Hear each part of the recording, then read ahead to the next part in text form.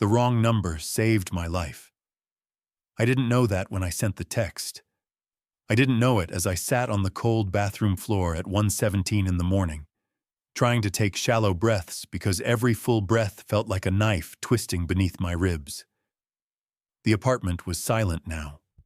Too silent. The kind of silence that comes after a storm has already passed through and left everything broken behind. My 6-year-old daughter, Lily, sat beside me wrapped in a faded pink blanket. Her small hand rested on my arm like she was afraid I might disappear if she let go. The overhead light buzzed softly above us. My phone trembled in my hand. I stared at the screen through blurred vision. My best friend Rachel was supposed to be my emergency contact. We had a plan. If things ever got bad, I would text her. She would come. No questions asked. No judgment. Just help. My fingers shook as I opened the message thread. The letters looked crooked. My eyes burned from exhaustion. I typed the only thing I could think of. He broke my ribs. I don't know what to do. Then I hit send. For a moment, I just sat there listening to Lily breathe. Outside, rain tapped softly against the apartment windows. Somewhere down the street, a siren wailed and faded into the distance. The world kept moving. Mine felt frozen. Mommy Lily whispered. Her voice was small, smaller than any 6-year-old's voice should ever sound. I forced a smile. I'm okay, sweetheart. Even saying the words hurt. She didn't look convinced. Children know when adults are lying, especially children who have learned to pay attention to every change in a room. She leaned against my shoulder carefully. I could feel how hard she was trying not to hurt me. That almost broke my heart more than the pain. My phone lit up. I blinked. Rachel answered fast sometimes, but not this fast. The message wasn't from Rachel. The number on the screen wasn't even familiar. Stay where you are. I frowned. My brain struggled to catch up. Had Rachel changed numbers? Another message appeared before I could think. Don't leave. I'm on my way. I stared at the screen. Lily looked up at me. Is it Aunt Rachel? I shook my head slowly. No. Then who is it? I didn't have an answer. The number was completely unfamiliar. No name, no photo, no explanation. Just those 6 words. I'm on my way. A chill crawled up my spine. Maybe I'd sent the text to the wrong person. Maybe some stranger was playing a joke. Maybe I should ignore it. But something about the messages felt different. Calm. Direct. Certain. Not curious. Not confused. Whoever sent them hadn't asked questions, hadn't demanded details, hadn't even asked who I was. My thumb hovered over the screen. Before I could type anything, another message arrived. Keep your door locked. I'm 15 minutes away. My heart skipped. 15 minutes away. Away from where? Away from who? I looked at the unknown number again. Then I looked at the locked bathroom door. For the first time all night, I felt something I hadn't felt in months. Not safety, not yet, but maybe the possibility of it. And somewhere far beyond the rain-soaked streets of Chicago, a man I had never met was already on his way. The next 15 minutes felt longer than the last 6 years of my life. I sat on the bathroom floor with my back against the tub, counting every second while rain continued to tap against the windows. Lily had fallen asleep beside me, her head resting against my shoulder, her small fingers still curled around my sleeve. I wished I could borrow the peace on her face. My phone remained in my hand.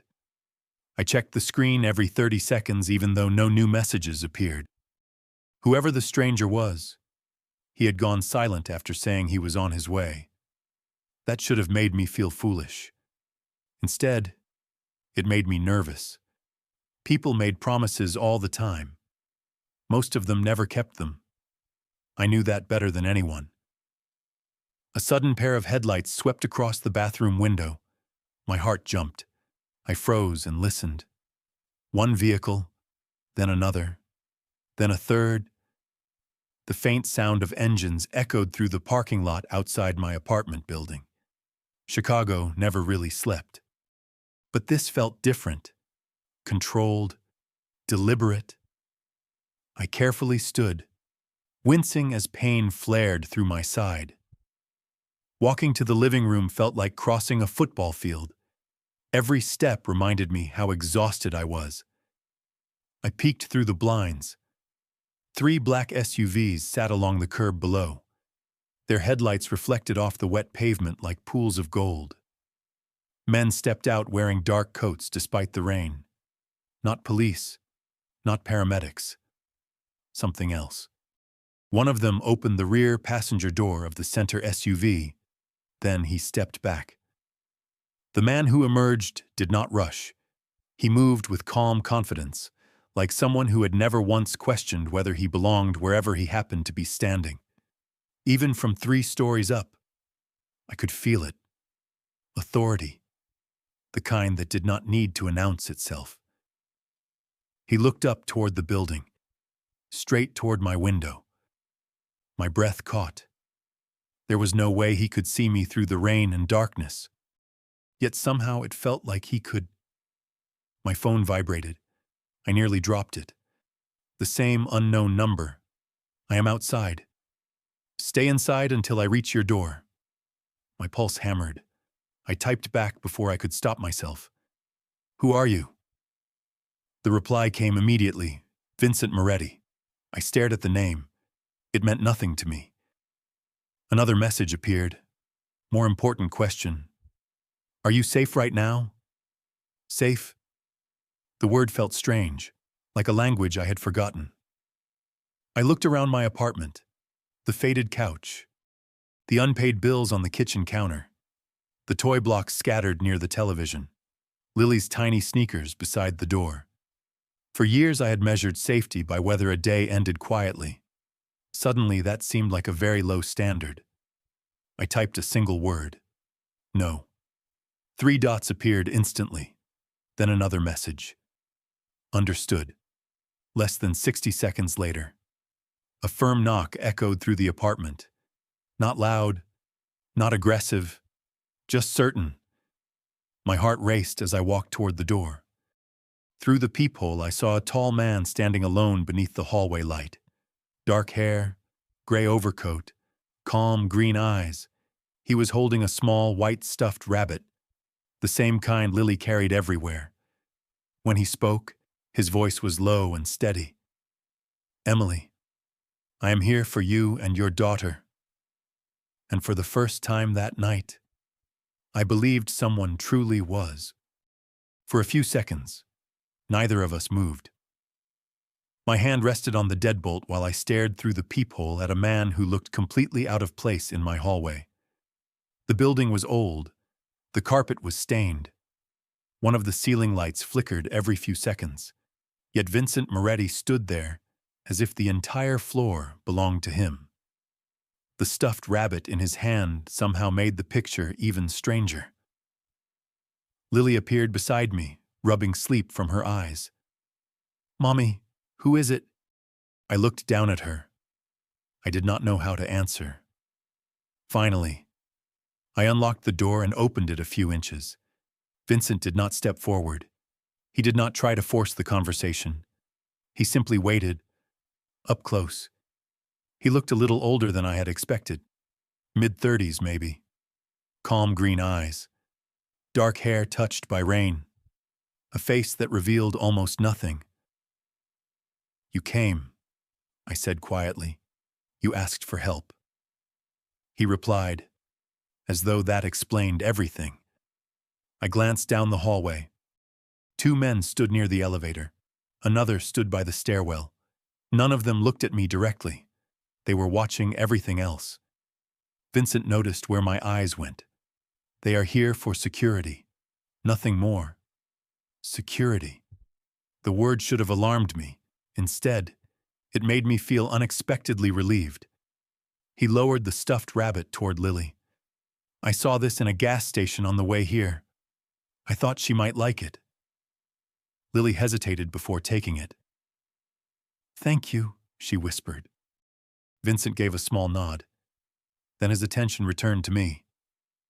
"Have you seen a doctor?" I shook my head. "No." His jaw tightened slightly. Not anger, not frustration. More like concern he was trying to hide. "Emily, you need medical care. I will not force you, but I would strongly recommend it." Nobody had spoken to me like that in a very long time. No demands, no pressure, just concern. The realization felt almost uncomfortable. I looked around my apartment. Suddenly, everything seemed smaller than ever. The peeling paint, the leaking kitchen faucet, the stack of overdue notices on the counter. Vincent followed my gaze but said nothing. He did not comment on the condition of the place. He did not make me feel embarrassed. Lily clutched her new rabbit and looked up at him. "Are you a doctor?" The question caught me off guard. To my surprise, a faint smile appeared on Vincent's face. "No." "Are you a firefighter?" "No, just a police officer." "No." Lily frowned. "Then what are you?" The men near the elevator glanced away, hiding smiles.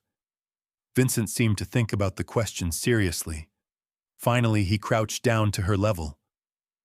"I am someone who helps when I can." Lily considered that answer. Then she nodded as if it made perfect sense. I wish being an adult were that simple. Vincent stood and looked back at me. "The hospital is ready whenever you are." "Ready?" I repeated. He nodded. "A physician is waiting. The scans are scheduled. A private room has been prepared." My stomach dropped. "You arranged all that already?" His expression never changed. "Emily, when I received your message, I believed it was an emergency." The simple honesty in his voice left me speechless. Then my phone buzzed in my pocket. A new message appeared on the screen from an unknown number. My blood ran cold the moment I read it. "I know you asked someone for help. It will not matter." The message seemed to drain all the warmth from the room. I stared at the screen while my pulse hammered in my ears. Vincent noticed the change in my face immediately. He did not ask for permission. He simply held out his hand. I hesitated for half a second before giving him the phone. His eyes moved across the message once, then again. His expression never changed, but something behind those calm green eyes became sharper, more focused. Lily hugged the stuffed rabbit closer. "Is something wrong?" "Mommy." I forced a smile that felt fragile. "No, sweetheart. Everything is okay. Children can hear fear even when they cannot understand the words." She looked from me to Vincent and back again. Vincent handed my phone to one of the men standing near the elevator. "Find out where it came from." The man nodded once and disappeared down the hallway without a word. I blinked. That was it. No panic, no dramatic reaction, just action. Vincent turned back to me. "We are leaving now?" The certainty in his voice made it sound less like a suggestion and more like gravity. I should have argued. I should have questioned why a stranger suddenly seemed to be making decisions in my life. Instead, I found myself nodding. 10 minutes later, Lily and I were riding down to the parking garage. The elevator hummed softly. Lily leaned against my side while Vincent stood beside us. Nobody spoke. The silence felt surprisingly comfortable. Outside, the rain had grown heavier. Water shimmered across the pavement beneath the glow of streetlights.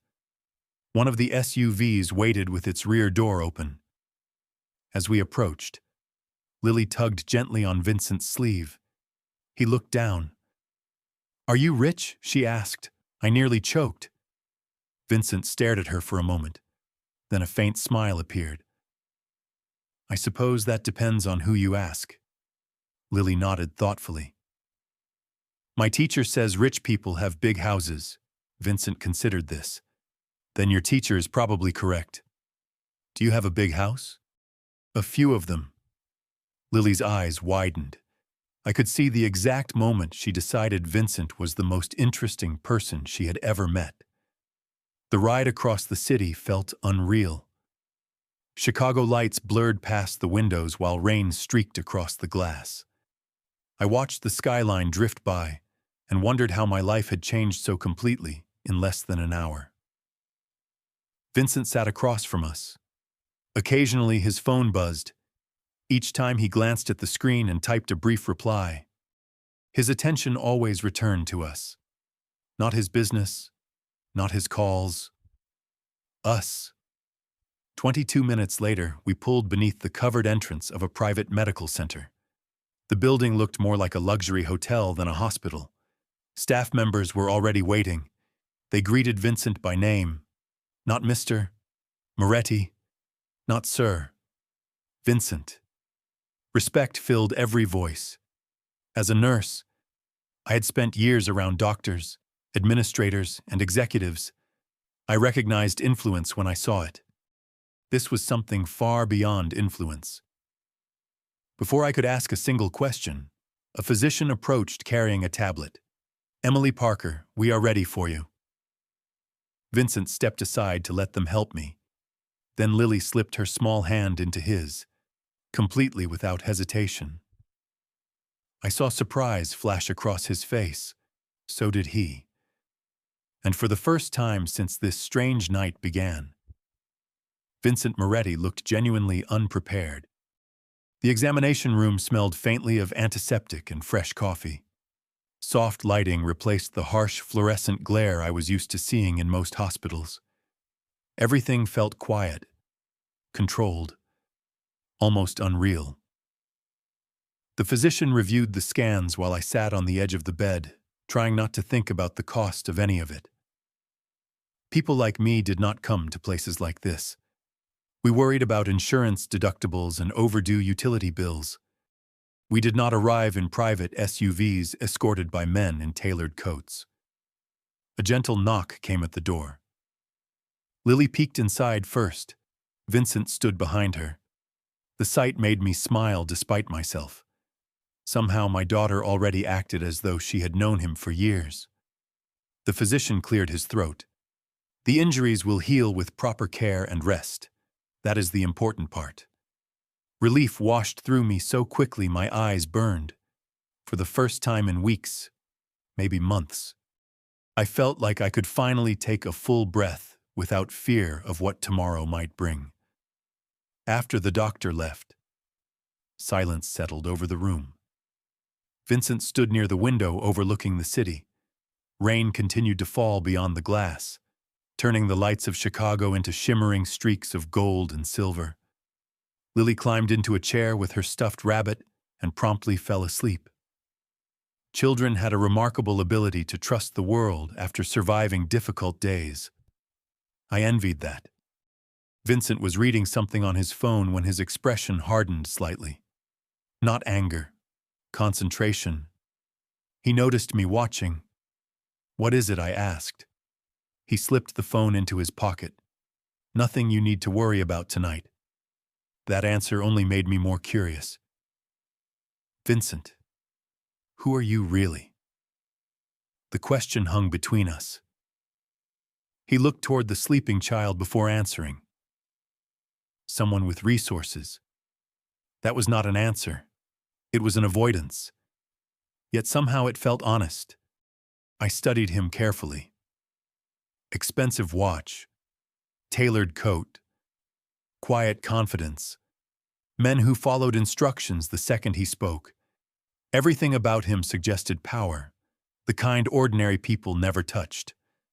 "Then why help me?" I asked softly. "Out of all the messages you could have received tonight, why answer mine for the first time since I met him?" Vincent looked uncertain. The expression lasted less than a second. I do not know. The honesty surprised me. He glanced toward the rain-covered window. Most people would have ignored it. Maybe I should have, but I did not. Before I could respond, the door opened. One of his men stepped inside. His face revealed nothing. Vincent walked over. They exchanged a few quiet words I could not hear. Then Vincent's eyes shifted toward me. Something had changed. The calm certainty remained. But now there was something else underneath it. Concern. Real concern. After the man left, Vincent returned to my bedside. "Emily," he said carefully, "I need to ask you something. Has anyone besides you and your daughter ever had access to your phone?" My stomach tightened immediately, because suddenly it felt like the message from earlier was only the beginning. The question caught me off guard. I looked at Vincent for a long moment before answering. My phone never left my purse when I was at work. Lily did not use it except to play simple games. Other than that, no. Why, Vincent remained quiet for a few seconds. The city lights reflected in the window behind him, turning his silhouette into something distant and unreadable.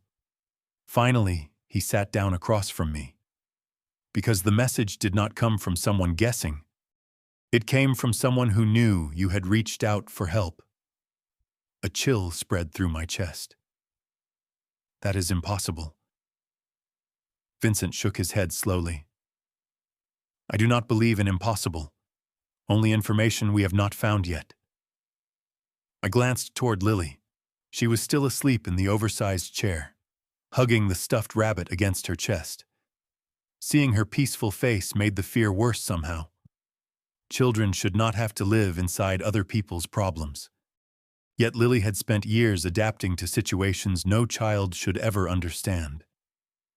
Vincent followed my gaze. She trusts you, I said quietly. The words slipped out before I could stop them. His expression softened. I think she trusts anyone who is kind to her. No, I replied. There is a difference. Lily notices things. She always has. If she trusts someone, it means she feels safe. For the first time, Vincent looked genuinely uncomfortable, not frightened, not nervous, just unfamiliar with the idea. He leaned back in his chair and folded his hands. I am not used to children.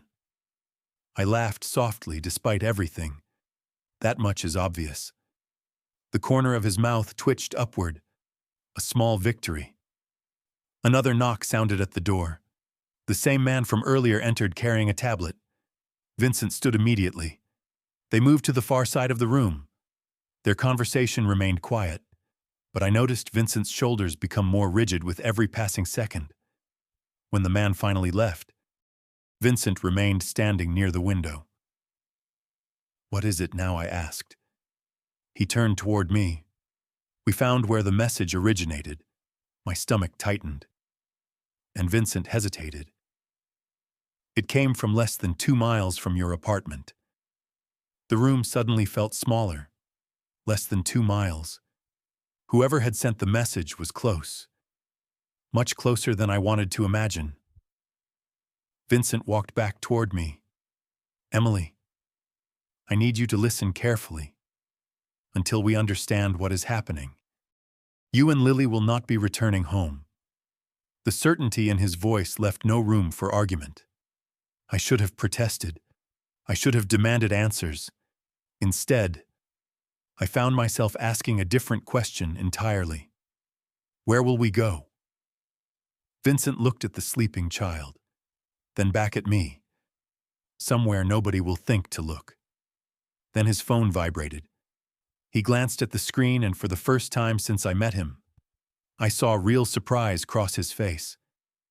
The message contained only 4 words. She is not alone. The room fell silent. Vincent stared at the screen for several seconds before locking his phone and slipping it into his coat pocket.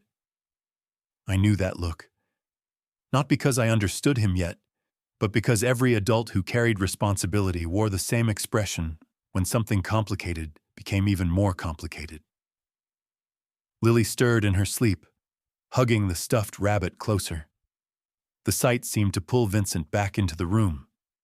He looked at her for a moment before turning toward me. "We are leaving within the hour." His voice was calm, but there was something underneath it now. Urgency. I pushed myself upright on the bed. What did the message mean? Vincent hesitated. "I do not know yet." That answer should have frightened me. Somehow it frightened me less than a lie would have. A nurse entered with discharge papers and medication instructions. Everything moved quickly after that, too quickly for me to process. Within 40 minutes, Lily was awake, wrapped in a blanket, and riding beside me through a private underground parking garage. Outside, the rain had finally begun to ease. The city looked washed clean beneath the glow of streetlights. One of Vincent's men loaded our small overnight bags into the SUV. I watched the scene through the window. Every person seemed to know exactly what they were doing. Nobody raised their voice. Nobody wasted movement. The entire operation felt practiced, efficient, safe. That last thought startled me. Safe. I had known Vincent for less than 6 hours. Yet somehow I felt safer sitting beside him than I had felt in my own apartment for years. The drive lasted nearly an hour. Chicago gradually disappeared behind us. Towering buildings gave way to quiet neighborhoods and tree-lined roads. Lily eventually fell asleep against my shoulder. Her breathing was slow and peaceful. Vincent sat across from us, reviewing information on a tablet. Occasionally he glanced up to check on Lily. Each time, his expression softened without him realizing it. Finally, the vehicle turned through a set of iron gates. Beyond them stood a large stone estate surrounded by acres of dark trees. Warm lights glowed from the windows.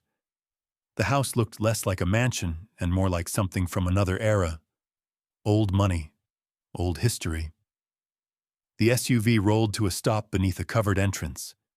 Before anyone could open the door, Lily blinked awake and looked outside. Her eyes widened. "Do you live in a castle?" Vincent actually laughed. The sound surprised all of us, including him. "No, just a house." Lily pressed her face to the glass. "It is definitely a castle." For the first time that night, I saw several of his men smiling openly. Vincent shook his head as if accepting defeat. As we stepped out into the cool night air, I noticed something waiting beside the front door. A small pink bicycle, brand new, complete with ribbons on the handlebars. Lily gasped. Vincent froze. Then he slowly turned toward one of his men. The man immediately raised both hands. I did not buy it. Vincent's eyes narrowed. Then who did nobody answered. And for the first time since arriving at the estate, the feeling of safety began to crack. Nobody moved for several seconds. The pink bicycle sat beneath the entrance lights, its ribbons fluttering gently in the night breeze. Lily stared at it with open wonder, while every adult in sight seemed to be having the exact opposite reaction. Vincent walked slowly toward the bicycle and crouched beside it. There was a small white envelope attached to the handlebars with a silver ribbon. I watched his expression harden as he removed it. One of his men stepped closer. "Should I have it checked?" Vincent nodded once. The envelope disappeared immediately. Lily looked disappointed. "Was it a present?" she asked. Vincent stood and forced a calm smile. "Maybe. We should make sure first. Children accepted uncertainty better than adults." Lily simply nodded and returned to clutching her stuffed rabbit. Inside, the estate was even more impressive than it appeared from outside. Warm fireplaces glowed throughout the enormous home. Hardwood floors stretched beneath crystal chandeliers. Yet despite the size and luxury, the place did not feel cold. It felt lived in. The staff greeted Vincent by name. Some had clearly known him for years. An older woman named Margaret escorted Lily and me upstairs. She showed us a beautiful guest suite larger than my entire apartment. Fresh clothes waited on the bed. Children's books sat neatly on a shelf near the window. None of it looked accidental.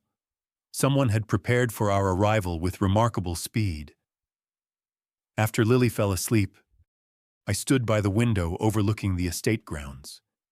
The moon had finally emerged from behind the clouds. For the first time all day, silence surrounded me. A soft knock interrupted my thoughts.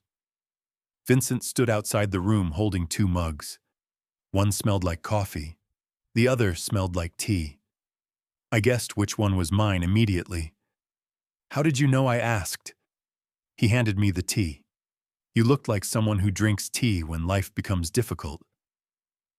I laughed quietly. That may have been the most accurate thing anyone had said about me in years. For a few minutes, we stood near the window in comfortable silence. Then Vincent's phone vibrated. The shift in his expression was immediate. Not fear, not surprise, recognition. He read the message twice before looking out into the darkness beyond the glass. "What happened?" I asked. Vincent remained silent long enough to make my stomach tighten. Finally, he handed me the phone. The message contained a single photograph. My breath caught instantly. It showed Lily. Not tonight. Not at the hospital. Not at the estate. The photograph had been taken months ago at a public park near our apartment. Lily was feeding ducks beside a pond. Across the bottom of the image were 6 simple words. "We have been watching longer." My hands began to shake before I even realized it. The photograph looked ordinary at first glance. A sunny afternoon, a public park, a little girl feeding ducks beside a pond. But the date stamped in the corner told a different story. It had been taken nearly 8 months ago. 8 months. Long before the strange messages. Long before Vincent. Long before the night everything changed. I stared at the image while a cold weight settled in my chest. Someone had been paying attention to my daughter for almost a year. Vincent took the phone back carefully. His expression remained controlled, but I could see the tension in his jaw. Whoever was behind this wanted us to know they had been watching. They wanted fear. They wanted uncertainty. Instead of reacting, Vincent simply opened another application and sent the image to someone. Then he placed the phone face down on the table. "Emily, look at me." His voice was calm enough to cut through the panic. I lifted my eyes. "You and Lily are safe here." I wanted to believe him. More than anything, I wanted to believe him. But fear has a way of making every promise feel fragile. "How can you know that?" I whispered. Vincent held my gaze. "Because finding people is what I do." The answer should have sounded arrogant. Somehow it did not. It sounded like a fact. Outside the window, the estate grounds stretched into darkness. Security lights glowed along distant pathways. The world beyond them felt very far away. For a long moment, neither of us spoke. Then a soft voice interrupted the silence. "Mommy." We both turned. Lily stood in the doorway wearing oversized pajamas provided by the staff. Her hair was messy from sleep. She rubbed one eye and held the stuffed rabbit under her arm. I had a bad dream. Instantly, every frightening thought disappeared from my mind. I crossed the room and knelt carefully beside her. "What kind of dream?" I forgot, she admitted. "But I think it went away. Children are remarkable that way. They can walk out of nightmares while adults carry them for years." Vincent crouched beside us. "Could not sleep." Lily shook her head. Then she studied him for a moment. "Are you staying too?" Vincent looked surprised by the question. Yes. Good. She nodded once. Then she reached out and took his hand, just like she had done at the hospital. Without hesitation, without fear. Something changed in Vincent's face. It was subtle, almost impossible to notice. Yet I saw it clearly. The walls around him shifted, not falling completely, just moving enough to let light through. Lily yawned. You look tired. Vincent laughed softly. That might be true. You should sleep, she informed him seriously. My teacher says people make bad decisions when they are tired. I covered my mouth to hide a smile. Vincent looked genuinely defeated. Your teacher sounds very wise. She is. Lily took my hand with one hand and Vincent's with the other. Then she led both of us toward the guest room. For one strange moment, we looked less like strangers connected by a crisis and more like something else entirely. Something neither of us was ready to name. Behind us, Vincent's phone vibrated again. Neither of us noticed it. But the screen lit up with a new message. The sender had attached another photograph. This time it was not Lily. It was Vincent. And beneath the image were 5 words. We know who you are.